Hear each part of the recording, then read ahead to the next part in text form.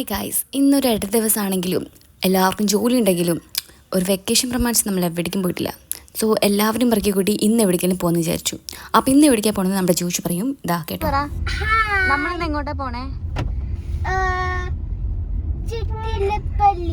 പിന്നെ എങ്ങോട്ടാണ് പോണേ? നമ്മളിന്ന് വെള്ളത്തിൽ കളിക്കാനാണ് പോകുന്നത്. നമ്മൾ 2 കാർ എടുത്തിട്ടാണ് പോകുന്നത്. തറവാട്ടിൽ നിന്ന് ഈ കാർ എടുത്ത് നമ്മളെല്ലാവരും കൂടെ പെറുക്കി കയറി പോകുന്നു. പിന്നെ നമ്മുടെ വല്യമ്മയുടെ വീട്ടിൽ നിന്ന് അവരും വരും. അപ്പോൾ നമുക്ക് അവന് വേണ്ടി വെയിറ്റ് ചെയ്യുന്നതാണ് ഈ രംഗം. അപ്പോൾ അവർ ലൊക്കേഷൻ ഇട്ടപ്പോൾ നമ്മളും നമ്മുടെ ജേർണി സ്റ്റാർട്ട് ചെയ്തു. നമ്മളിന്ന് പോകാൻ ഉദ്ദേശിക്കുന്ന സ്ഥലം എന്ന് പറഞ്ഞാൽ പൂളാണ്. ലൈക്ക് പൂളെന്ന് ഉദ്ദേശിച്ചാൽ മറ്റേ റിസോർട്ട് പൂളല്ല, നമ്മുടെ സാധാ സ്വിമ്മിങ് പൂള്. അങ്ങനെയല്ല, ലൈക്ക് എന്താ പറയുക, നമുക്ക് നീന്താൻ മാത്രം വേണ്ടിയിട്ടാണ് പോകുന്നത്. നമുക്കവിടെ നിൽക്കണമെന്നില്ല, വെറുതെ നീന്തിയിട്ട് പോരുക. അപ്പോൾ അങ്ങനത്തെ ടൈപ്പ് പൂള്. നമ്മളൊരു അരമണിക്കൂർ ആയപ്പോഴത്തേനും നമ്മുടെ ലൊക്കേഷനിൽ എത്തിയിരുന്നു. പക്ഷെ അവർ വരാൻ ലേറ്റ് ആയതുകൊണ്ട് നമ്മൾ അവർക്ക് വേണ്ടി കുറച്ച് നേരം വെയിറ്റ് ചെയ്തിരുന്നു. പിന്നെ നമ്മൾ വിചാരിച്ചു അതിൻ്റെ ഉള്ളിലൊരു കഫേ സെറ്റപ്പ് ഉണ്ടായിരുന്നു. Cafe in the sense like coffee അങ്ങനത്തെ സ്നാക്സ് ഐറ്റംസ് ഒക്കെ കിട്ടുന്ന. അപ്പോൾ നമ്മൾ വിചാരിച്ചു വെയിറ്റ് ചെയ്യില്ല എന്തായാലും. അപ്പോൾ എന്തെങ്കിലും ഒരു കോഫി കുടിച്ചിട്ട് വെയിറ്റ് ചെയ്യാമെന്ന് വിചാരിച്ച് നമ്മളവിടെ കയറി. അവിടെ കയറിയപ്പോഴാണ് ആക്ച്വലി ആ ദിവസം അവർക്ക് അവിടെ ഒരു പരിപാടി ഉണ്ടായിരുന്നു, ക്രിസ്മസ് പരിപാടി എന്തോ ഉണ്ടായിരുന്നു.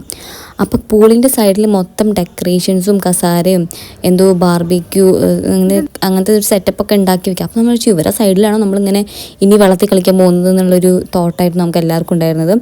അപ്പോൾ നമ്മൾ വിചാരിച്ചു, നമ്മൾ ബുക്കൊന്നും ചെയ്യാതെയാണ് നമ്മൾ പോയത്.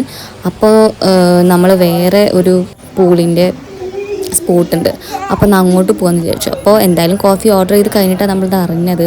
അപ്പോൾ എന്നാൽ കോഫി കുടിച്ചിട്ട് നമുക്ക് ബാക്കി കാര്യം നോക്കാമെന്ന് വിചാരിച്ചിട്ട് നമ്മളിങ്ങനെ വെയിറ്റ് ചെയ്തിരിക്കുകയാണ്. ലേറ്റായ ആൾക്കാരും എത്തിയിട്ട് അവരും കോഫി കുടിച്ചിട്ട് നമ്മൾ നേരെ ഇറങ്ങി അവിടുന്ന്.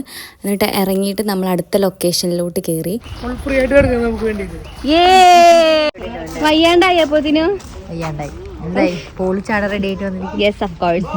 അങ്ങനെ മൂത്രമൊഴിക്കാനുള്ളവരൊക്കെ മൂത്രമൊഴിപ്പിച്ച് നമ്മളെല്ലാവരും കയറി അതിൻ്റെ ഉള്ളിലോട്ട്. ഞാൻ ഭയങ്കര എക്സൈറ്റഡ് ആയിരുന്നു, കാരണം എനിക്കായിരുന്നു ഏറ്റവും കൂടുതൽ ആക്രാന്തം വെള്ളത്തിൽ കളിക്കണം എന്നുള്ളത്. അപ്പം എൻ്റെ ഭാഷപ്രകാരമാണ് നമ്മളിങ്ങനൊരു പ്ലാൻ ഇട്ട് തന്നെ. അപ്പോൾ അത് കണ്ടപ്പോൾ എൻ്റെ മനസ്സിലൊരു കുളിരങ്ങോട്ട് കോരിയുടെ മക്കളെ. അതിലേറ്റവും കൂടുതൽ എക്സൈറ്റഡ് ആയിട്ട് എനിക്ക് തോന്നിപ്പിച്ചത് ഈ ഒരു സംഭവമാണ്. അതിൻ്റെ അടിയിലോട്ട് പോയാൽ നമുക്ക് ആ അതായത് വെള്ളത്തിൻ്റെ അടിയിലോട്ട് പോയാൽ ഇതിൻ്റെ അടിയിൽ നിന്ന് കാണാൻ പറ്റും. അങ്ങനെ ഒരു മിനിറ്റ് പോലും വേസ്റ്റ് ആക്കാതെ നമ്മൾ നേരെ ബാത്റൂമിലോട്ട് കടന്ന് ഡ്രസ്സ് മാറിയതിന് ശേഷം ഫുള്ളായിട്ട് നനഞ്ഞു. കാരണം ഇതിലോട്ട് ഇറങ്ങുന്നതിന് മുമ്പ് മൊത്തത്തിൽ വെറ്റായതിന് ശേഷം ഇറങ്ങാൻ പാടുള്ളൂ, കാരണം വിയർപ്പും കാര്യങ്ങളൊക്കെ പോയിട്ട് ഇറങ്ങാൻ പാടുള്ളൂ. അപ്പോൾ എല്ലാവരും നീന്തൽ അറിയുന്നവരും അറിയാത്തവരും എല്ലാവരും കൂടെ ഇരുന്നിട്ട് ചാടി. ആകപ്പാടെ 3 പേര് മാത്രമേ ഇറങ്ങാത്തുണ്ടായിരുന്നുള്ളൂ. ആ 3 പേരാണ് ഈ 3 പേര്. ഇവർ മാത്രമേ ഇറങ്ങാത്തുണ്ടായിരുന്നുള്ളൂ.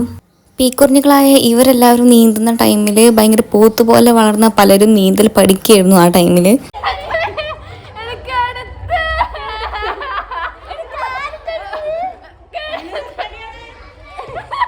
അങ്ങനെ നമ്മുടെ അടുത്ത കലാപരിപാടി എന്ന് പറഞ്ഞാൽ, നമ്മൾ നേരത്തെ കണ്ട ഒരു ഗ്ലാസ് ഉണ്ടല്ലോ, ആ ഗ്ലാസിൻ്റെ അടിയിൽ കൂടെ ഇങ്ങനെ കോപ്രയം കാണിക്കുമ്പോൾ അപ്പുറത്തുനിന്ന് ഇങ്ങനെ വീഡിയോ എടുക്കും. അപ്പോൾ കുറച്ച് ക്യൂട്ട് എക്സ്പ്രഷനൊക്കെ ഇങ്ങനെ ഇടുക. ഈ സ്വിമ്മിംഗ് പൂൾ അധികം ആളില്ലാത്തതുകൊണ്ട് ഏകദേശം ഒരു 5 അടി പൊക്കൾ ആളുടെ കഴുത്ത് വരെ ഈ ഒരു സ്വിമ്മിംഗ് പൂൾ നിൽക്കും. അതുകൊണ്ട് തന്നെ നമുക്ക് മുങ്ങിപ്പോകുന്നുള്ളൊരു പേടിയില്ല. അതുകൊണ്ട് തന്നെ ചെറിയ കുട്ടികളാണെങ്കിൽ മാത്രം അവർ മറ്റേ വട്ടത്തിലുള്ള സാധനത്തിൻ്റെ പേരെന്താ, ഈ സാധനം യൂസ് ചെയ്യേണ്ട ആവശ്യമുള്ളൂ. അതുകൊണ്ട് ഇവളൊക്കെ ഇങ്ങനെ ഇട്ട് നടക്കണതാണ്. അപ്പോൾ ഞാൻ അവിടുന്ന് ഊരി മാറ്റിയതാണ്, അത് ഇടേണ്ട ആവശ്യത പറഞ്ഞിട്ട്. അങ്ങനെ മണിക്കൂറുകൾ നീണ്ട നീരാട്ടത്തിന് ശേഷം നമ്മളെല്ലാവരും അത്യാവശ്യം ടയേർഡായി. പിന്നെ എല്ലാവരും ഇങ്ങനെ വെള്ളത്തിൽ തന്നെ ഇരിക്കില്ല, ഇങ്ങനെ വിറയ്ക്കാനൊക്കെ തുടങ്ങി ഓരോരുത്തർ. അപ്പോൾ ഓരോരുത്തരായിട്ട് ഇങ്ങനെ കയറി തുടങ്ങി. അവസാനം ഞാനേ കയറിയത്. എല്ലാവരും ഡ്രസ്സ് മാറ്റേണ്ട തിരക്കിലായിരുന്നു. അപ്പോൾ ഞാനും നേരെ പോയി ബാത്റൂമിലോട്ട് പോയിട്ട് വീണ്ടും മൊത്തം ഞാൻ ക്യാപ്പ് ഇട്ടത് വെറുതെയാണ്, കാരണം മുടി മൊത്തം നനഞ്ഞിട്ടുണ്ടായിരുന്നു. എൻ്റെ ക്യാപ്പ് ഇങ്ങനെ ഉരി പോയിരുന്നു. കുറേ നീന്തിയതുകൊണ്ടാണ് തോന്നുന്നു, നല്ല വിശപ്പുണ്ടായിരുന്നു ഇറങ്ങിയപ്പോൾ, നീന്തി കഴിഞ്ഞപ്പോഴത്തേനും. അപ്പോൾ വല്യമ്മ ബിസ്ക്കറ്റൊക്കെ കഴിപ്പിച്ചിട്ടുണ്ടായിരുന്നു. അപ്പോൾ ഞാൻ എന്ത് ചെയ്ത് 2-3 ബിസ്ക്കറ്റൊക്കെ കഴിച്ചിട്ട് മുടിയൊന്ന് ചെറുതായിട്ട് ഇങ്ങനെ തോർത്തി. പിന്നെ എല്ലാവരും ഇങ്ങനെ വെയിറ്റ് ആയിരുന്നു. അടുത്ത ലൊക്കേഷൻ ഏതാണ്, അങ്ങോട്ട് പോകാനുള്ള ഒരു തത്രപ്പാടിലാണ്. നെക്സ്റ്റ് നമ്മളിനി അടുത്ത് എങ്ങോട്ടാ പോണേ? നെക്സ്റ്റ് ഡെസ്റ്റിനേഷൻ കോൾപ്പാടം സൈറ്റ്, പഴമ്പുഴ അമ്പലം ബാക്ക് സൈഡ്. ഓക്കെ, അപ്പോൾ പറഞ്ഞതാണ് നമ്മുടെ നെക്സ്റ്റ് ഡെസ്റ്റിനേഷൻ എന്ന് പറഞ്ഞാൽ. അപ്പോൾ എല്ലാവരും കൂടെ കുത്തിക്കയറി നമ്മൾ അങ്ങോട്ട് വിട്ടു. അവിടെ അടുത്തുള്ളൊരു സ്ഥലം തന്നെയാണത്, ഒരു പാടമാണ്. ലൈക്ക് നമ്മളൊരു ചൂണ്ട പിടിക്കാമെന്നുള്ളൊരു പ്ലാനിലാണ് പോണത്. അങ്ങനെ നമ്മൾ അങ്ങോട്ട് വിട്ടു. അപ്പോൾ ഞാൻ എൻ്റെ ചുണ്ട് ഭയങ്കര ഡ്രൈ ആയതുകൊണ്ട് ഞാൻ കുറച്ച് ലിപ്പ് ബാം ഇടായിരുന്നു, കാരണം നമ്മൾ ഒരിക്കലും നമ്മുടെ ലിപ്പ് ഡ്രൈ ആവാൻ അനുവദിക്കരുത്, മനസ്സിലായോ? അങ്ങനെ ഒരു 5 മിനിറ്റ്സ് കൊണ്ട് തന്നെ നമ്മളവിടെ ഡെസ്റ്റിനേഷനിൽ എത്തിയിരുന്നു.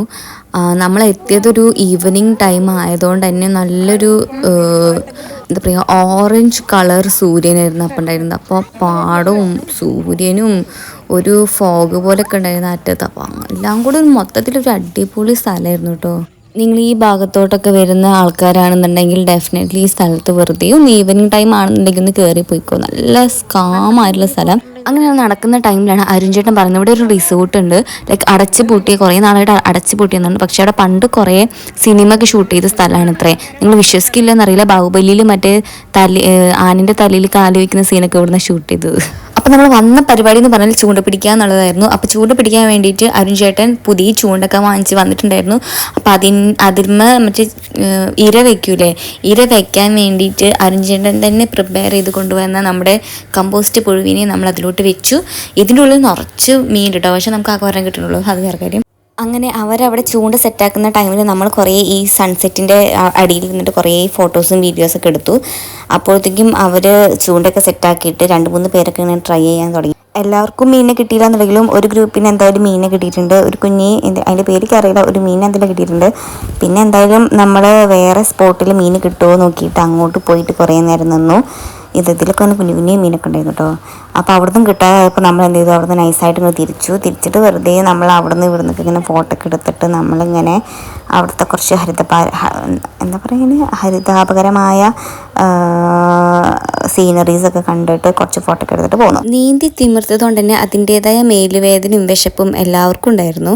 അപ്പോൾ അവിടെ അടുത്ത് തന്നെയാണ് അരുൺചേട്ടൻ്റെ വീട്. അപ്പോൾ അരുൺചേട്ടൻ്റെ വീട്ടിലോട്ടാണ് നെക്സ്റ്റ് നമ്മളുടെ ഡെസ്റ്റിനേഷൻ വന്നത്. കയറി ഇരിക്കുമ്പോൾ തന്നെ അവിടെ നിറച്ച് മീനുകളൊക്കെ കാണാൻ പറ്റും നമുക്ക്. ലൈക്ക് ഒരു ഫൈറ്ററിനെ അവിടെ ഒരു ബൗളിലിട്ട് വെച്ചിട്ടുണ്ട്, അതേപോലെ വാളിൽ തൂക്കി വെച്ചിട്ടുണ്ട് ഒരു ഫൈറ്ററിനെ.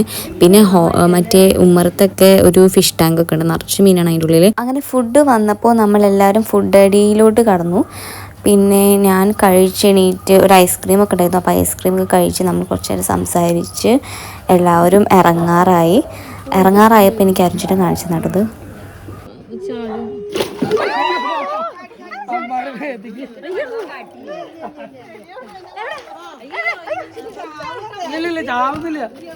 ഇതിന് പേരെന്താ? Gourami albino.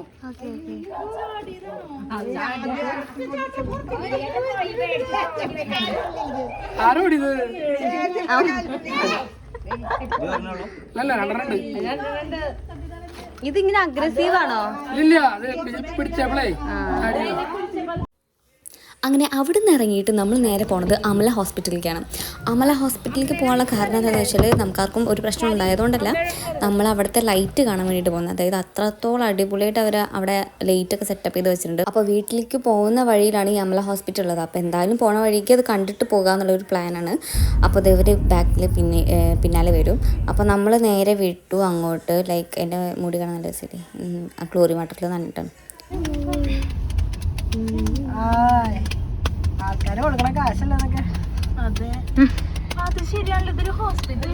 അതിൻ്റെ ഉള്ളിലോട്ട് കയറിയപ്പോൾ എല്ലാവരും വായ തുറന്നിങ്ങനെ ഇരിക്കുകയായിരുന്നു. അത്രത്തോളം ഡെക്കറേഷൻസ് ആയിരുന്നു അതിൻ്റെ ഉള്ളിൽ.